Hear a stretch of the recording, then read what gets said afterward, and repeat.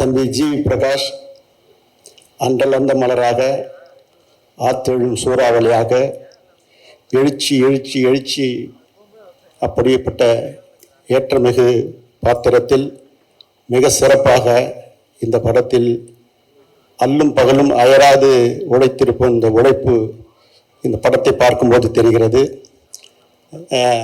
அவருடைய பின்னணி இசை உண்மையிலேயே இளையராஜா காலத்திலும் சரி, ஏஆர் ரஹ்மான் காலத்திலும் சரி, அவர்களுக்கு அடுத்ததாக தம்பி ஜி பிரகாஷ் உண்மையிலேயே ஆத்மார்த்தமாக சொல்லுகின்றேன், அறுதிட்டு உறுதி சொல்கின்றேன்.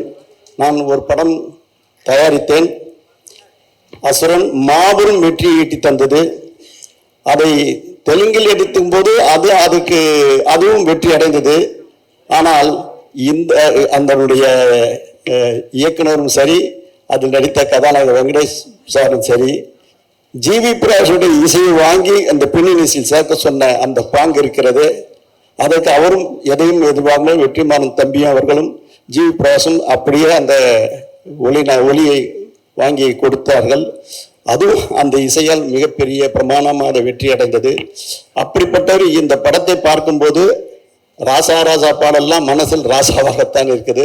என்ன பேர் வைத்தார தெரியல, கிங்ஸ்டன் என்ற படத்துக்கு கிங்கா தான் இருக்குது. அந்த ராசா பாடலும் அதுக்கு தான் அமைந்தது. நான் தம்பி வெற்றிமாறன் கேட்ட பேரலல் யூனிவர்ஸ்னா என்னப்பா அப்படின்னு கேட்டேன். அதாவது ஒரு எது உச்சமோ அதுக்கு இணைன்னு சொன்னாரு. அந்த இணையை இந்த பேரலல் யூனிவர்ஸ் மிகப்பெரிய வெற்றியை உருவாக்கும்.